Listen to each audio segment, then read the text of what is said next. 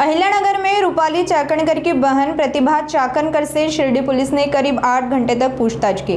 जानकारी के अनुसार शिरडी क्षेत्र की एक पत संस्था में अशोक खरात और चाकणकर परिवार के बैंक खातों को लेकर जांच की जा रही है।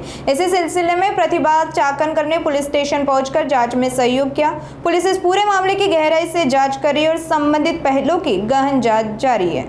ते बनावट आहे, आपल्या तिथे सह्या नाहीयेत, एकही रुपयाची आपण उलाढाल केलेली नाहीये।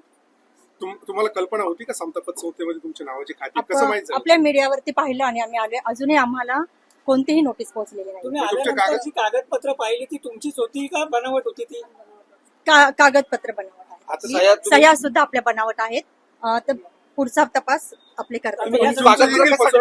या संदर्भात अगोदर असा गुन्हा दाखल झालाय जासू त्यांच्यावर, तुम्ही देखील दाखल करणार आहात का गुन्हा या संदर्भात?